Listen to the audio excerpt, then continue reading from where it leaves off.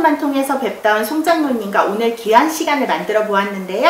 네, 회원님들 평소에 궁금하셨던 일들 오늘 뵙고 한번 나눠보는 시간 가져보도록 하겠습니다. 장로님 안녕하세요. 안녕하세요. 네, 장로님 어떻게 생각하면 한국 교회 안에 이스라엘과 토라 이 두 단어가 친근한 내용은 아니었던 것 같은데요. 혹시 토라 포션 하시게 된 특별한 동기 같은 이유가 있으세요?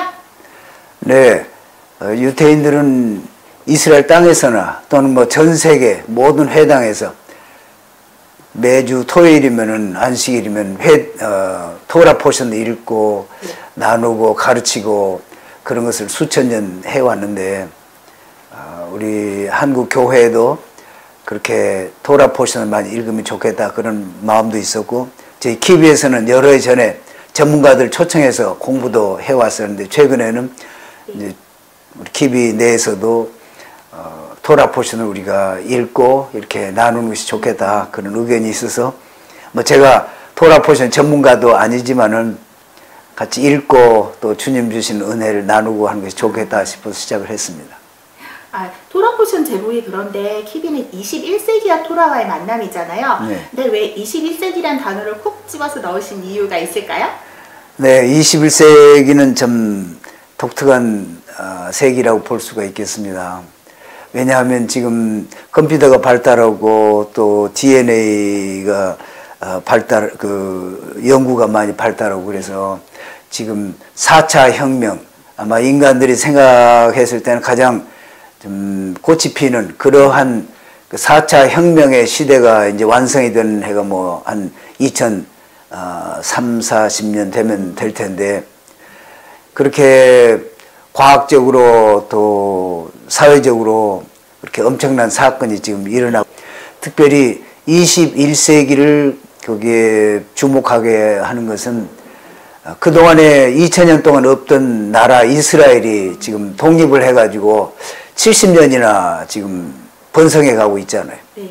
전 세계에서 이스라엘로 돌아가는 유태인들이 지금 거의 매일같이 돌아오고 있고 그리고 아직도 돌아와야 될 유태인들이 많이 있고 그래서 21세기는 지금 복음이 땅끝까지 전파되고 또 마지막 때 이스라엘이 회복되리라는 그 예언이 성취되고 있는 그러한 시기 때문에 얼마나 중요합니까? 그래서 저희도 하나님 맨 처음에 쓰게 하신 그 토라 포션을 또 토라 포션이 유태인들이 읽고 생각하는 것하고 우리가 경험상으로 볼 때 교회에서 읽고 해석하고 하는 것하고는 많은 차이가 있는 것을 깨달았어요. 그래서 21세기에 그 토라 포션에서 말씀하신 내용과 역사적으로 예수님이 오셨고 다시 오실 지금 때가 가까운 이런 때에 우리가 어떻게 보고 바로 읽고 교회가 바르게 성경을 읽도록 하는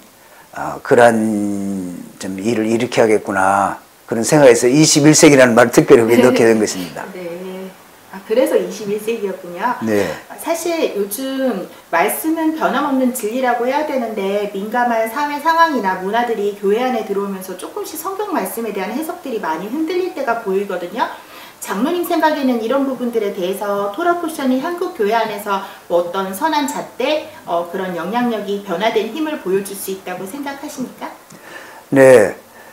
뭐 유태인들이 읽는 것하고 한국 일반 교회 성도들이 읽는 것하고의 차이점이 몇 가지를 아마 지적을 한다면 유태인들은 구체적으로 많이 생각을 합니다. 네. 그러나 교회에서는 그동안 이스라엘을 빼고 생각하기 때문에 맨날 영적으로 생각을 하는 거예요. 그래서 영적으로 생각하다 보니까 변하는 시대에도 영적으로 거기에 맞춰서 좀 노력도 하고 좋은 그 면이 있지만은 구체적인 것이 없는 거예요. 근본이. 그러나 이스라엘에서 성경을 읽고 그동안에 추구해 온 바는 구체적인 것들이기 때문에 시대가 바뀌어도 그것은 변함이 없는 거예요. 그래서 토라 포션을 읽음으로써 성도들이 내가 구체적으로 확고하게 서 있을 그 위치가 어딘가 이런 것을 바로 가질 수가 있고 또 주님이 가르치신 것 중에서 빠진 것이 무엇인가 그리고 적그리스도가 지금 나타날 시대라 이렇게 하는데 적그리스도는 법이 없는 자라. 그런데 법이라는 게 무엇인가? 신약에서 법이 무엇을 법이라고 하는가? 법 없는 자라는 게 무엇인가? 도대체 기준이 없는 거예요. 그러나 토라 포션을 읽으면서 자세히 들여다보면은 거기에 하나님이 주신 법들이 있고 그것을 이 시대에 어떻게 지켜야 되는가 하는 것들을 생각해야 할 단계이고 또 주님이 다시 오시면서 아마 추궁하시는 것도 그런 부분일 것 같아요. 내가 주여 주여 한다 하면서 이 법도 안 지키고 사는 자들아 다 떠나라. 이렇게 하셨는데 법이 뭐야 이렇게 나오면 이게 참 황당한 일이잖아요.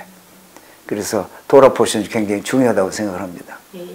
키비 하면 알리야라는 단어가 연결돼서 떠오를 수밖에 없다고 하는데 이번에 알리야 후원금을 3억 원 이상 모으셨다고 하더라고요. 네. 네, 어떻게 사용되었는지 여쭤봐도 될까요? 네, 감사합니다. 그 질문을 주셔서.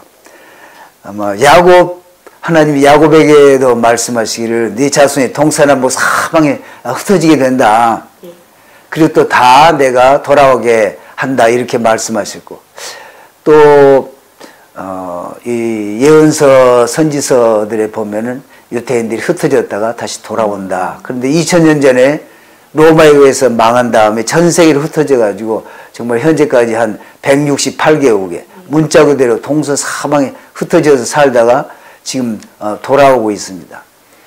근데 제가 작년 7월부터 했는데 금년 8월경까지 3억 원이 넘게 돼가지고 현재 캐런 하예소드란 단체에서도 유태인 알리야를 하는 단체인데 주스 에이전시와 같이 다른 기관이지만은 큰 기관이지요.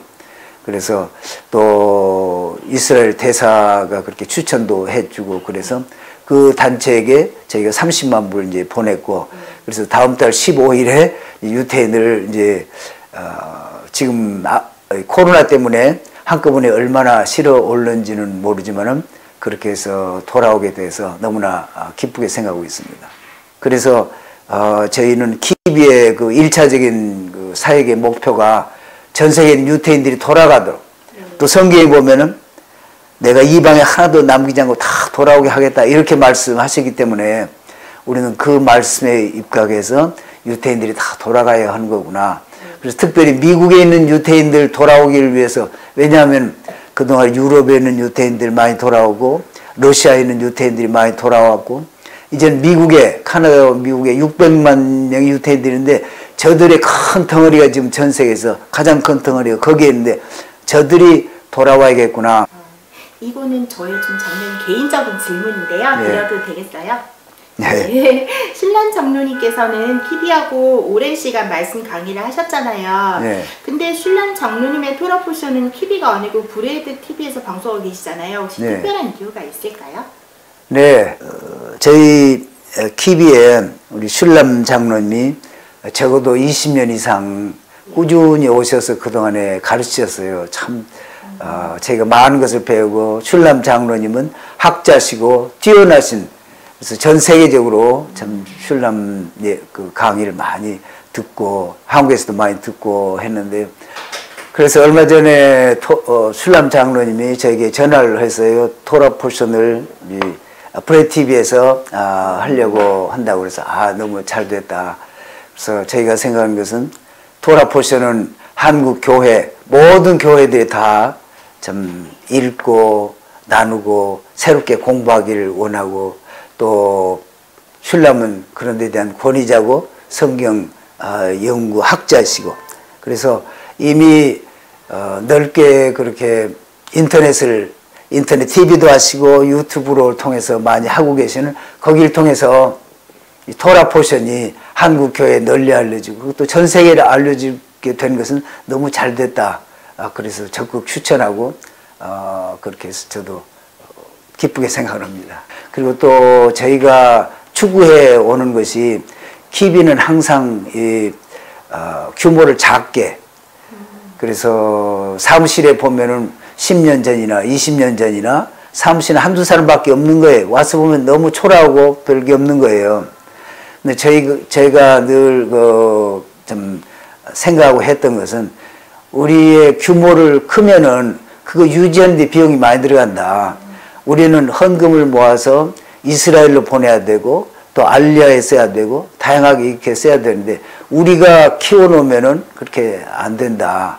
그래서 항상 작은 것을 유지를 해야 되기 때문에 그래서 아마 저희가 한 3년 전에 키비에 이제 있던 사람들 많이 흩어져서 나갔는데 아마 하나님께서는 여기에만 붙어 있지 말고 다른 데 가서 사역을 하라고 흩으시지 않으셨나 이런 생각도 들고요. 지금은 어느 교회에서 알리아 좀 적극적으로 모금도 하고 또 저렇게 지도자들 초청해다 강의도 하고 너무 잘 된 거죠. 이스라엘이 킵이 독점물이거나 그런 것도 없고 그렇게 해서도 안 되고 그래서 저희는 항상 강조가 네트워크를 강조를 했습니다. 이스라엘 하는 사람들이 네트워크로 이렇게 연결해서 서로 격려하고 추진해야 된다. 장님 그러면 키비에서 이번에 한우카 절기에 또 긍휼은근 1억 원 모금하신다고 들었거든요. 한우카란 절기에 대해서도 사실 잘 모르시는 분들 많으세요.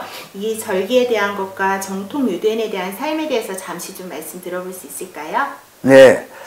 한우카 절기는 이스라엘 아시는 분들은 대개 이제 아실 텐데요.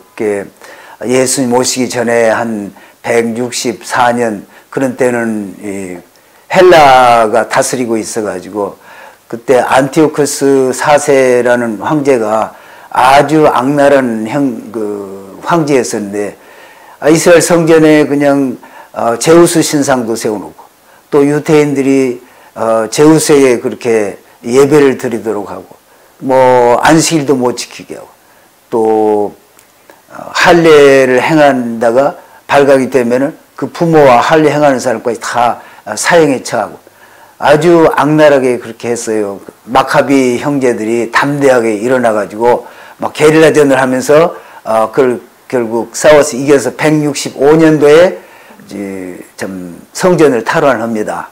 그래서 성전을 탈환해서 맨 먼저 이제 성전 촛불을 켜야 되는데 촛불을 켜고 보니까 기름이 하루치밖에 없는 거예요.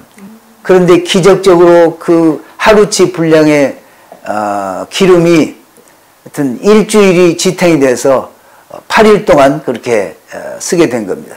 그래서 그 기적을 기념하고 성전 봉헌과 또 이 빛으로 성전을 다시 이제 회복한 그런 것을 나타내기 위해서 빛의 계절 이런 식으로 돼 있어서 유대인들이 지키고 또 구약에는 없었지만은 예수님이 오셨을 때 이 한우카 절기를 지키시는 장면이 요한복음에도 이렇게 나오고 있습니다. 그래서 지금 유대인들이 즐겁게 지키고 연말이고 그런데 제가 특별히 정통 유대인들에 대해서 관심을 갖게 된 것은 우리가 정통 유대인들에 대한 오해들이 꽤 많이 있어요.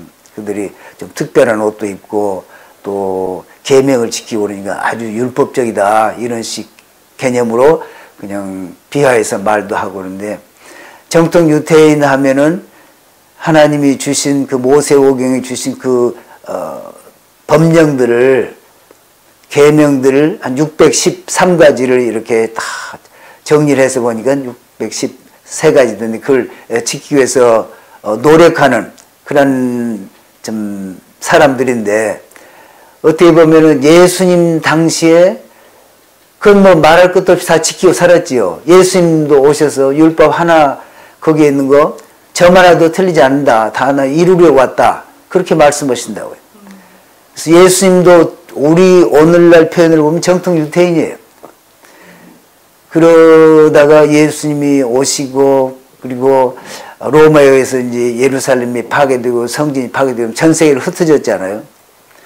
그렇게 흩어졌지만 전 세계 어딜 가든지 토라를 공부하고 지키기 위해서 애쓰는 사람들, 그 사람들을 오늘날 좀 숫자는 적지만은 정통 유대인 이렇게 얘기를 하고 정통 유대인들을 저희가 특별히 좀 긍휼 사역에 초점을 맞춘 것은 이스라엘 와 있는 정통 유대인들 중에 한 45%는 정부에서 주는 지원금만 의뢰를 하고 항상 그냥 토라 읽고 회당에 가서 공부하고 예시바에 가서 공부하고 또 그 말씀을 연구하고 지키고 그래서 자녀들을 그냥 성경에 하나님 축복으로 주시는 자녀들 그대로 낳고, 그래서 한 가정에 뭐 보통 한 10여 명씩 있는 것 같아요. 자녀들이. 오늘날 정통 유태인들은 참 교계나 이스라엘이나